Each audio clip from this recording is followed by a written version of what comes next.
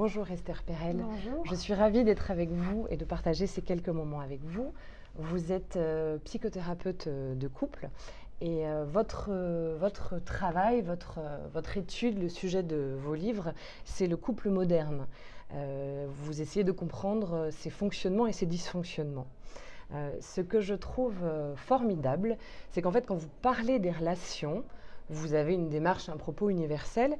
Et en fait, quand on vous écoute, ça parle à l'intime de chaque couple. Comment est-ce que vous expliquez ça, que vous donnez du sens à énormément de relations, au vécu d'énormément de relations? Je pense qu'il y a deux créneaux. Il y a le créneau du livre et il y a surtout le créneau du podcast. Where should we begin? Parce que c'est là où j'ai dit, en fait, parler de culture, un des meilleurs théâtres, c'est la thérapie de couple. Mais en fait, personne ne rentre dans cette salle. Et donc, je me suis dit, c'est pas possible parce que le couple est trop isolé aujourd'hui. Et on ne sait pas vraiment ce qui se passe dans l'antichambre du couple. Et en plus, tout le monde ment sur les réseaux sociaux. Ils racontent toutes sortes d'histoires idéalisées. Et par contre, si je peux inviter les gens à écouter dans le fond ce qui se passe ailleurs, ils vont se retrouver devant leur propre miroir, ils vont se reconnaître. Même si ce n'est pas exactement ce qui leur est arrivé, il y a dans chaque histoire un thème dans lequel on peut se reconnaître, même si les faits sont différents. Et je pense que parce que je parle des thèmes et pas des faits, et pas uniquement des comportements, mais aussi des attentes, c'est plus métaphorique et ça se traduit beaucoup mieux. Vous amenez quelque chose, c'est qu'effectivement, on manque de matière, de points de repère. Et on manque peut-être aussi de points de repère parce que le matériau est relativement récent.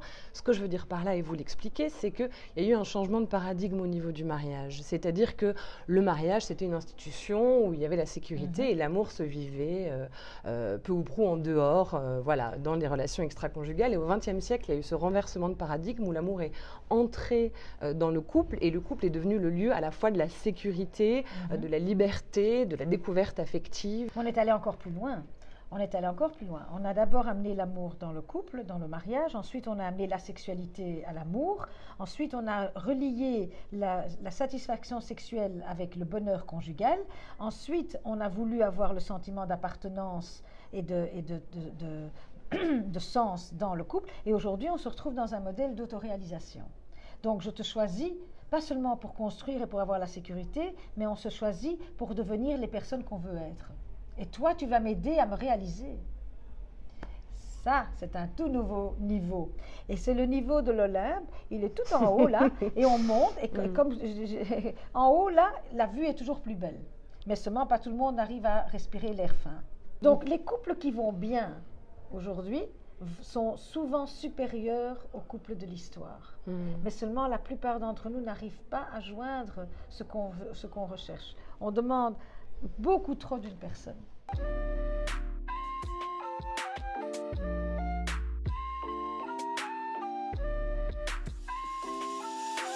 Vous dites aussi quelque chose qui est extrêmement pertinent, c'est qu'on demande des choses, des besoins antinomiques, c'est-à-dire il y a le besoin de mêmeté, on veut quelque chose qui est le même, qui est proche, qui nous rassure, qui réconforte, et en même temps l'altérité. Et entre 6 et 8. Entre 6 et 8, je voudrais que tu sois familier, que tu sois prévisible, que je puisse dépendre de toi, que tu sois pratique. Et à partir de 9 heures, je voudrais que tu deviennes romantique et que tu deviennes sensuel et que tu deviennes... Il faut que ça change comme ça. Il faut que dans un moment, je sois dans la continuité, dans l'autre moment, dans la surprise. Dans un moment, il faut que je sois dans le pratique, dans l'autre moment, dans le sublime. Avec la même personne et dans le même salon. En étant soi-même et autre. Donc, vous parlez d'altérité en disant, mais où est-elle encore? À la place de l'altérité, je vais vous donner une question qui est très simple pour la comprendre. Quand on demande aux gens quand est-ce qu'ils sont le plus attirés par leur partenaire, c'est là que j'ai compris cette altérité. La première réponse, c'est quand l'autre est en pleine confiance en lui ou en elle, qu'il fait quelque chose qui est dans son élément, qu'elle fait quelque chose dans lequel elle est radieuse, qui est compétent, que ce soit le piano, le jardin, le cheval, les enfants, le travail. C'est-à-dire quand je vois l'autre dans l'autosuffisance. Il n'y a rien de mieux pour cette altérité que de comprendre l'autre dans son élément. Et quand il est dans son élément, il est différent, il est encore momentanément un peu inconnu et mystérieux. Et c'est là, dans cet espace-là, que se trouve l'élan érotique. Et pas uniquement sexuel, mais un élan de vivacité, d'énergie, d'intérêt, de curiosité. Ce qui maintient le couple, à ce niveau-là, c'est un élément de curiosité. Parce que quand je suis curieuse, que je suis encore en relation avec l'inconnu, avec l'imprévisible, je reste ouvert. Et là, il y a de l'espace. C'est complètement paradoxal parce que donc c'est contradictoire avec l'autoréalisation du couple et en fait le fait qu'on soit attiré quand l'autre est autosuffisant. Donc c'est vrai qu'on se rend compte qu'il y a une antinomie à ce niveau-là. C'est une dialectique en fait, c'est-à-dire que tout le monde a ce problème. C'est pas que certains l'ont et d'autres ne l'ont pas. Tout le monde vit avec ce double besoin. Mais il y en a qui savent mieux jouer là-dessus. Qui savent mieux improviser, qui savent comment laisser l'autre partir, comment donner de l'espace, comment dire va faire ton truc et fais ça bien, et prends ton temps, et je suis ok, moi je vais de mon côté faire, et on revient et on a chacun plein de choses à se raconter, et on amène de l'énergie à l'intérieur, plutôt que de se dire quand je me regarde à travers tes yeux, c'est un ennui, je m'ennuie de moi-même. Je m'ennuie de moi-même. C'est pour ça que je vais voir ailleurs. Pas parce que je n'ai pas envie d'être avec toi, mais parce que je n'ai pas envie d'être avec moi. Exactement. Et alors ça, c'est absolument passionnant. Ça, c'est votre nouvel ouvrage, votre nouvel essai. Le titre français est « Je t'aime, je te trompe ». Ouais, mais le titre anglais, c'est « The State of Affairs ». The State of Affairs. Et du coup, c'est très intéressant de voir comment chaque pays, les Italiens ont appelé ça « così fan tutti ». J'ai trouvé ça génial. Tout le monde les Flamands l'appellent « lived in verhouding », les Hollandais. Chaque culture est en train de me raconter l'histoire de son couple. Voilà. C'est fou. Oui, non. Et après, on me demande à moi pourquoi est-ce que c'est pas moi qui choisis ces titres. C'est très intéressant. Sociologiquement, ceci dit, on continue à creuser. Langues, donc ça va être un trip fantastique de voir comment chaque pays interprète déjà le sujet, arrive avec toute son approche. Son bagage culturel, en fait. Ouais.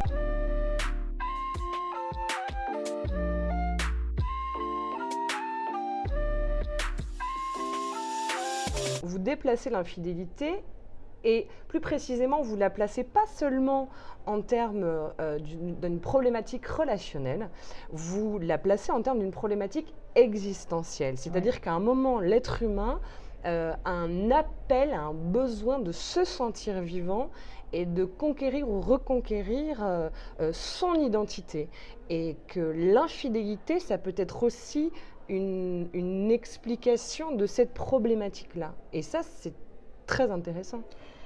Parce qu'il y a plein d'infidélités. Il y a plein de manières d'aller voir ailleurs qui ne sont pas aussi complexes que ça. Mais ces livres-là avaient déjà été écrits. Moi, ce qui m'intéressait, c'est-à-dire, on a le divorce et pourtant l'infidélité n'a pas baissé. On peut partir et pourtant les gens trompent et veulent rester. Qu'est-ce que ça représente? Pourquoi est-ce que les gens viennent chez moi après 15, 20, 25 ans de vie loyale, fidèle, et un jour transgressent d'une façon dont ils n'ont jamais pensé le faire, pour la première fois, au risque de tout détruire, au risque de perdre les enfants? De quoi est-ce qu'il s'agit ici? Et de parler uniquement d'aspects frivoles et d'égoïsme, etc. Évidemment que c'est égoïste, parce que c'est quelque chose qu'on fait pour soi. Mais je pense qu'il y a une telle douleur là-dedans que je me suis dit, il faut pouvoir comprendre ce phénomène de façon un peu plus approfondie. Et de comprendre aussi que les gens me disent, je suis bien dans mon couple, et pourtant j'ai une liaison. Et là, j'ai commencé à me dire, pas toutes les liaisons sont des symptômes de problèmes dans le couple. C'est pas toujours si simple. Ça va mal, c'est évidemment quand on est seul, quand on est rejeté, quand on est frustré, quand il n'y a plus d'intimité. Bon, ça a déjà été dit. Mais les gens qui viennent me dire, j'aime mon partenaire, je suis attachée à mon partenaire, je ne veux pas du tout quitter ma famille, et j'ai une liaison. Et pourquoi? Et là, j'ai compris qu'il y a au centre de l'infidélité, il y a la tromperie, il y a le mensonge, il y a la trahison, il y a le secret, mais il y a aussi la perte. Le sentiment d'avoir perdu quelque chose, de soi, de son identité, de sa vie. Il est évident que quand on est avec une personne, on développe certaines parties de soi, et quand on est avec quelqu'un d'autre, il y a d'autres parties de soi qui s'expriment. Et ça a toujours été comme ça, mais avant, ce ne serait pas permis. Ce n'était pas dans nos attentes. La réalisation de soi, ce n'était pas notre but. Donc, on vivait avec nos frustrations, et tant bien que mal, et de toute façon, on était coincés. Aujourd'hui, on sent qu'on a le droit au bonheur et qu'on se doit de vivre ça, de découvrir ça. Et c'est ce dû qui fait partie de la société individualiste, du dû au bonheur, du dû à la possessivité, à la consommation, qui est rentré à l'intérieur du couple et qui donne la permission aux gens de faire quelque chose qu'ils ont peut-être toujours voulu faire, mais qui ne se seraient jamais donné le droit de faire. On n'a pas de besoin différent de nos grands-mères et de nos grands-pères aujourd'hui. Mais une puissance de l'éros qui voilà, qui a l'air d'être légitime pour nous. Oui, parce que c'est moi qui dois tout créer aujourd'hui. Parce qu'avant, mon éros, mon énergie, mon appartenance, mon sens, ma place dans la société, elle venait de la communauté. C'est pas moi qui devais aller me définir mon identité, je la recevais de par là où j'appartenais. Aujourd'hui, je dois me définir toute la journée. Par rapport à mon travail, par rapport à ce que je mange, par rapport avec qui je suis, par rapport à mon corps, par rapport à ce que je mets.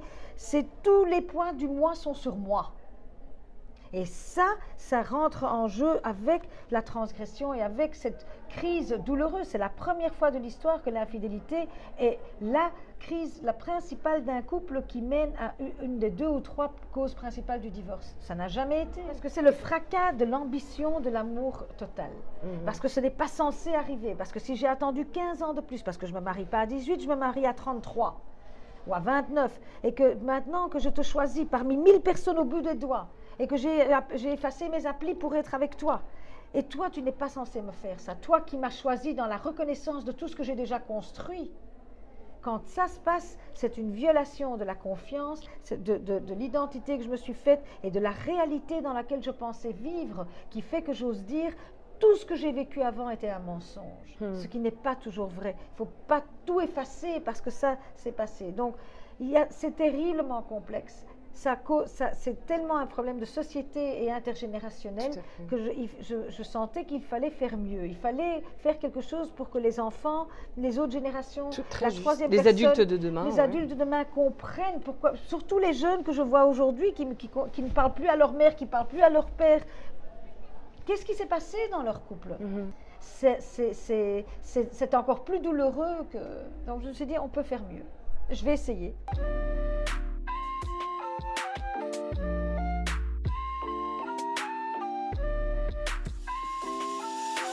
Est-ce que ça veut dire que dans l'histoire du couple moderne, on passe de toute façon inéluctablement par un moment de résignation? Non, non. Je pense que toute relation commence avec une idéalisation et ensuite elle se confronte à une certaine réalité qui est l'autre vraiment. Et ensuite, on a soit la possibilité de commencer 30 ans où on essaye de changer l'autre, ou en 30 ans où on apprend à accepter l'autre. J'appelle pas ça la réalisation, j'appelle ça simplement la vie en couple. La vie en couple, c'est tu ne me dois pas certaines choses. Certaines choses, oui, et d'autres choses, non. Mais moi, je me suis imaginé qu'avec toi, j'allais jamais me sentir seule, j'allais jamais me sentir grosse, j'allais jamais me sentir ennuyeuse, j'allais jamais me sentir seule. Tout ça, voilà, tout ça, on m'a raconté que le jour où je trouve la bonne personne, je n'aurai plus tous ces problèmes. Et ce n'est pas le cas. Parce qu'on a tous des histoires, on a tous des enfances, on a tous des frustrations qui ne viennent pas parce que l'autre n'a pas donné ce que j'attendais, mais parce que ça fait partie de la vie. Et aujourd'hui, on est un petit peu moins préparé à ça, je dirais. Mais on peut rester romantique, justement, en disant finalement, si on est à deux, voilà. Mais on peut tout à fait rester romantique, mais entre romantique et religion romantique, il y a encore un... Très juste. Entre avoir une complicité, entre se sentir dans un projet de vie ensemble, entre sentir que je suis là pour toi et tu es là pour moi, et quand tu veux des choses, je te soutiens, et quand il y a des choses bien qui t'arrivent, je suis contente et heureuse pour toi, même si ça n'a rien à voir avec moi. Et tout ça, ça fait partie d'une vie romantique. Mais ce n'est pas la même chose que... je vais transcender ma condition existentielle de par ma relation avec toi.